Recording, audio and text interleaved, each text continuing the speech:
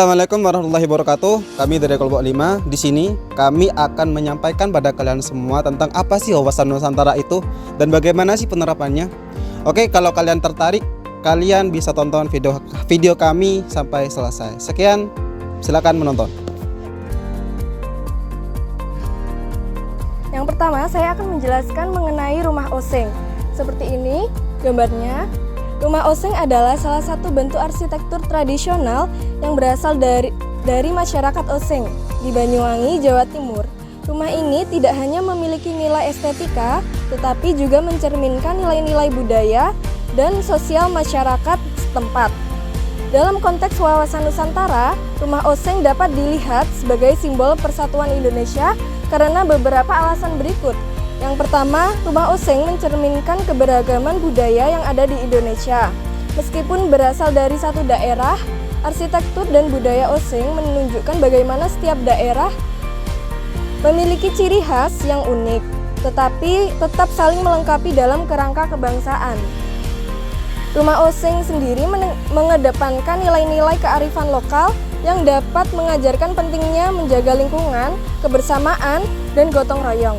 Nilai-nilai ini sejalan dengan semangat persatuan dan kesatuan bangsa. Dengan demikian, rumah oseng tidak hanya sekedar bangunan, tetapi juga merupakan sebagai simbol dari persatuan dan keberagaman budaya Indonesia.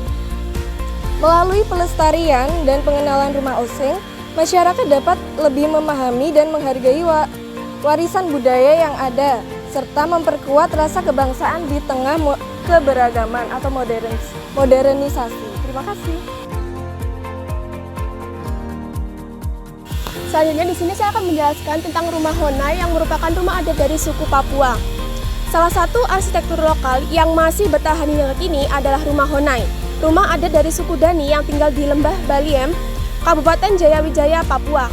Keberadaan rumah Honai dapat ditemukan di lembah-lembah dan pegunungan di tengah pulau Papua. Selain suku Dani, ada beberapa suku lain yang hidup bertetangga di lembah ini, yaitu suku Yali dan suku Lani. Honai merupakan rumah mungil yang unik dengan bentuk seperti jamur. Selain berfungsi sebagai tempat tinggal, rumah Honai juga berfungsi sebagai tempat untuk menyimpan peralatan perang atau berburu. Tempat melatih anak laki-laki agar menjadi orang yang kuat saat dewasa nanti sehingga dapat melindungi sukunya. Tempat untuk menyusun strategi perang, juga tempat menyimpan segala simbol dan peralatan warisan leluhur.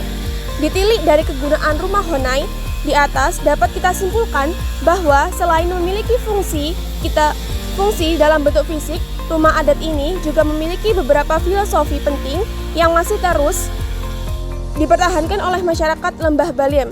Pertama, Honai memiliki nilai menjaga kesatuan dan persatuan yang paling tinggi sesama suku serta mempertahankan budaya yang telah diwariskan oleh para leluhur untuk selamanya. Yang kedua, dengan tinggal dalam satu Honai maka semua orang akan sehati, sepikir, dan satu tujuan dalam menyelesaikan suatu pekerjaan. Dan terakhir, rumah Honai merupakan simbol dari kepribadian dan merupakan martabat dan harga diri dari orang suku yang harus dijaga oleh keturunan atau anak cucu mereka di kemudian hari. Selanjutnya, saya di sini akan menjelaskan tentang Monas atau Monumen Nasional. Monas adalah salah satu ikon penting Indonesia yang tidak hanya berfungsi sebagai landmark, tetapi juga sebagai simbol persatuan dan kesatuan bangsa. Nah, Monas ini dibangun untuk memperingati perjuangan rakyat Indonesia dalam meraih kemerdekaan. Monas mencerminkan keberagaman budaya dan etnis yang ada di Indonesia. Selain itu, Monas juga berfungsi sebagai museum yang menyimpan perjuangan bangsa. Monas bukan hanya sekedar simbol bangunan, tetapi juga merupakan simbol yang kuat dari wawasan Nusantara dan persatuan Indonesia. Melalui pelestarian dan penghargaan terhadap Monas, masyarakat dapat terus memperkuat rasa kebangsaan dan persatuan di tengah keberagaman yang ada. Jadi dapat disimpulkan dari video ini yaitu wawasan Nusantara sebagai perwujudan persatuan Indonesia dapat diartikan sebagai cara pandang dan sikap bangsa Indonesia yang mengutamakan persatuan dan kesatuan wilayah. Wawasan Nusantara juga bertujuan untuk mewujudkan nasionalisme tinggi dengan mengutamakan kepentingan nasional daripada kepentingan pribadi, golongan, suku, atau daerah. Dengan adanya identitas budaya seperti berbagai rumah adat yang ada di Indonesia dan juga monumen dapat menjadi perwujudan dari wawasan Nusantara sebagai persatuan Indonesia.